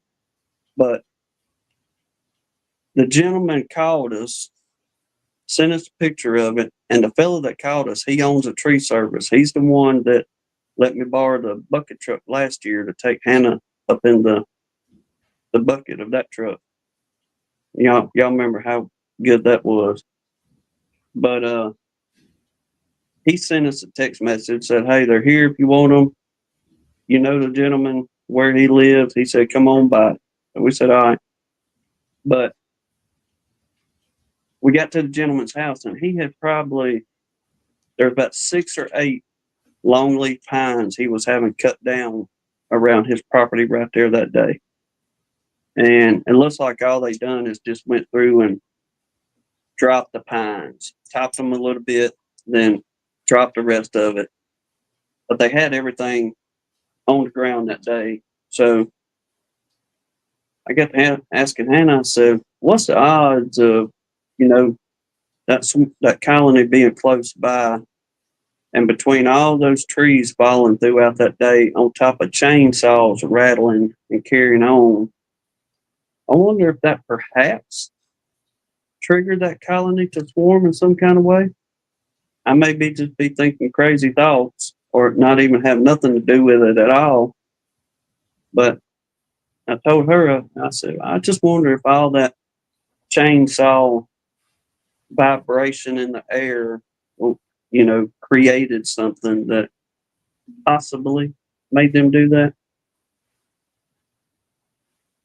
But yes, sir. Long story short, they was on a pine branch.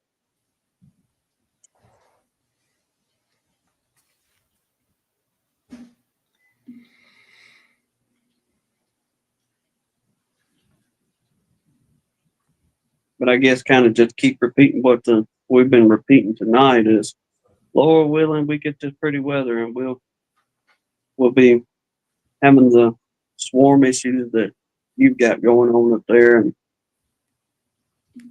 get things collected pretty quick. Grayson, you got your back charged and ready to go in case you get a call? I do. It's on the charger right now. It's I'm pretty sure it's ready to go, and I'm waiting for any calls that might come in. I'm just waiting for them, and most times it'll be probably a little later on, but they'll start. People will call me or text me or anything, get in touch and let me know if they have a swarm or anything. And locally around here, I've caught a couple swarms around here, and I'm hoping to do some this year. So I got that vac charge. It is a great tool for me to have. I really can't and I can't really say how much it helps me, get swarms, because used to it would be much more tough to do cutouts and stuff. I tried one cutout and it really and honestly didn't go well because I didn't have the bee vac to suck the bees out. So I was trying to get comb, bees were stinging me, getting mad. So then the last cutout, I unfortunately that cutout did not make it through winter. They lost their queen and started dwindling down for some odd reason. Could have been the mite count or something around that line. I was treating them. I was actually treating them with Apigard. Um, but but then I was able to get that experience to do that cutout, like probably was 1 year ago. And but anyway, the BVAC is charged up. I'm ready. If there's a swarm out there, I'll catch it. There you go. Now I don't know how. Well, we'll get DC's question real quick, and I'll kind of lead up behind that. But he's asking for you: is there a local bee store near you to put your name on the swarm call list that you know of? I do not know of any bee stores around here. Trying to think. I don't recall any around here about any bee stores that have any swarm lists. But I always watch out um if there's a store, a beekeeping store, I'll check it out. But I just haven't seen any around our local area. Of course, there are some in other locations, like probably down in Dothan, maybe. Yeah, they do have a club down there. I don't know about a store. I do know they have a club, and I think Ozark too. Just not around here. I don't know of any beekeepers really near this location. There might be. I just really don't know. Now I don't know how. Yeah, y'all kind of in a pretty wooded country area where y'all live. So here's something you can try. And I know it'll kind of depend on getting a ride around and all that. But there we go, Mr. Dan Weaver. That's where I was going with it. That's right. I was Um, thinking the same thing. if you know anybody that's family or friends, that y'all know that are police officers, local or firefighters, talk to them and say, hey, because a lot of times your police and fire, they know the people that are at the dispatch centers. A lot of you, even though you work on the fire truck or out in the police car, you still become friends with a lot of your dispatchers that are in house dispatching calls to you. So if you know family or friends that are police and fire that are pretty close by or servicing area close to you, Right. talk to them and say, hey, can you talk to somebody at dispatch and maybe get me on the list or get me a phone number to where I can call the non-emergency number and ask, the dispatchers if you can be put on the list for, local police and fire. Yeah, I've been thinking about that too. My dad is a police officer. I'm glad y'all brought that up. For some reason, I've never thought about that. I need to ask him about that. I think but it's not in this local area. It's in a Let's see here. It's in our little town. It's like 7 miles away from here, so not really far or anything. Oh, there you go. Within 10 to 15-mile radius, Right. I understand not having a driver's license, it's kind of hard to get out beyond that. But, if, say your mama or your granddaddy, somebody able to help you out one day, and yeah, let's go get them if we can go get them. Right. But that'd be a good place to. That way, it, it's pretty well trustworthy for the most part, coming from them people anyway. But yeah, if that's what he does for a living, shoot, you got the hook up already, man. Right. You just gotta say, hey, get my name out there, Daddy. Right.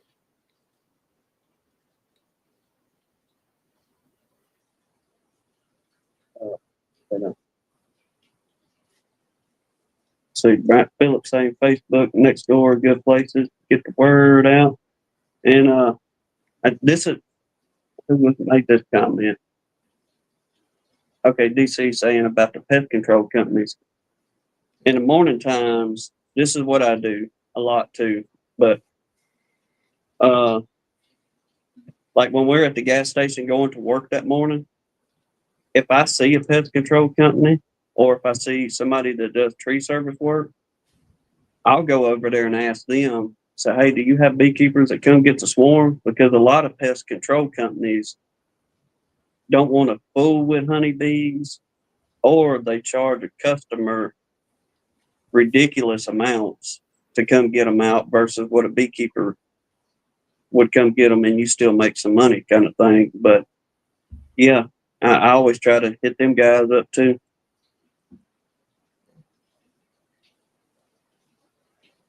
Yeah, we want to try to keep that from happening.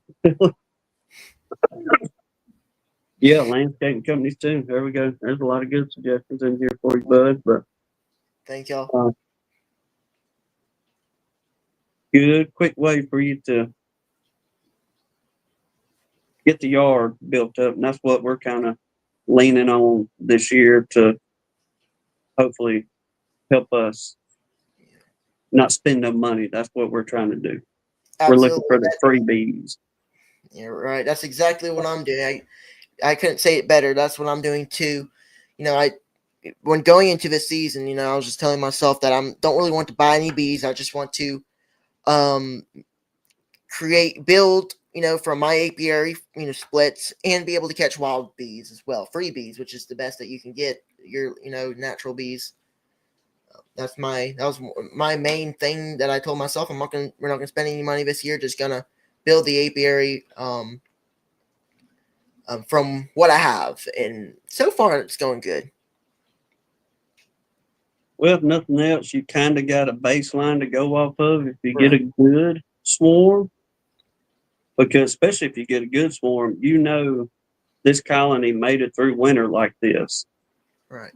So there's you a good baseline to start with those bees. You could be like, well, hey, this is a big old colony that already made it through winter. So I know come winter, I may not have to feed, or I may not have to put as much feed to these bees Right.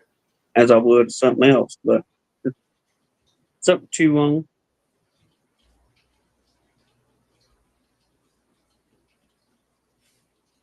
Keith Larimore, I'll say this, and we'll go ahead and kind of start wrapping things up.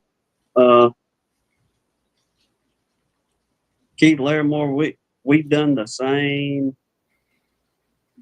thinking on things because we have priced around several different bee backs, all the way from something you plug up to with an extension cord to which most everybody knows we ended up settling on the everything bee back ourselves, just for the fact of it being cordless and you're not pulling generators around and this and that. And it has proven to be good product. But when we was pricing around some of those bee backs, even the ones that wasn't cordless, they was pretty high dollar, even above the prices of the everything, the simple Yeah. package of what you would get with the everything bee back. And we talked to trusted sources. Uh, I wish I could say names, but I don't want to put no names out there because I don't want conflict with, in case somebody's working with a certain company. But we called people and asked them, said, what do you recommend? And they said this, this, and this. And that's about all I can tell you on it. So we made our own decision of settling on the everything bee back. And I'm not going to lie, it was hard to turn loose of that $400 for a bee back. And for a minute, we was like, was it worth the buy? And then after we done the first removal with it, it was like, yeah, I'm glad we done this. And then whenever we started getting some of them late swarm calls, and where you could just pull up real quick, snatch that back out of the truck, and 15 minutes later, pretty much you're back in if the bees are somewhere good and accessible. As far as a swarm, man, 15, 20 minutes, you back on the road headed to the house with them. It's up to you on which brand, but it was well worth it in time and investment. I'll say that. But what they say, cry once or buy once and cry once is what everybody says on here. But DC, or go ahead. no, I was just saying we can understand letting go of several $100s on a piece of equipment that you're kind of iffy about. But it's definitely well worth the investment if you can afford to do it. That's for anybody. Go ahead, bud. Oh, I was just gonna say DC had a question back here, just asking if I had a pollen trap that he, would recommend every beekeeper to have at least one. The ability is the ability to supplement the bees with real pollen is a big thing, I think. I do not have a a pollen trap, DC. I need to look into one and get one. I can use the beekeeping YouTube money to do that you guys have graciously donated. I always appreciate that. But I need to get one. I've heard a lot of beekeepers have good things to say about it. I don't have one at the time being, but I probably can find one somewhere that's good quality.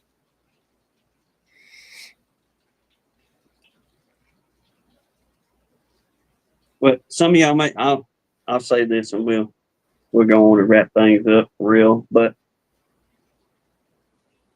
Keith saying that, worrying about spending, and like I said, we was in that same boat. And it didn't take too much, I guess, because it was like, yes, to everything be back. And it's going to be awesome to have, and it's going to make things easier. But now, on my end, we need a thermal imager or some type of flare. But in my brain, I'm thinking, I'm not spending that much money on one of those doggone flares when I can go to Harbor Freight and get one for X amount of dollars for a little bit cheaper. And it probably ain't going to work nowhere near as good, but that's my thing. I haven't gotten to that part yet of just buy the better piece of equipment, goofball, instead of buying something cheap and paying for something twice whenever you could have just paid for it once. But funny just how the brain works on things. But I may do that, DC. Check on it, get them good sales. But well, Grayson, I appreciate you joining me this evening while Miss Hannah was away. I've absolutely enjoyed chatting with you, and I know everybody else in here has as well this evening. Thank you. Uh, I just, I was on my computer, editing a video. It's been a while since I've joined another chat, so I just figured, hey, I'd join in here. I'll fill you up just in case anybody didn't want, if anybody else wants to come in here and chat. So it was fun. It's good. Chat. I always enjoy these chats. It's always fun. well, like I say, I appreciate you keeping me company, and Absolutely. that's what I know. A lot of people didn't want to hear me derail too much this evening, and helped me along a great deal. I appreciate you, bud. Thank you very much. It's good to see y'all. Yes, sir. But we all till then, God bless you. Lord willing, we'll see y'all on the next one. Y'all take care.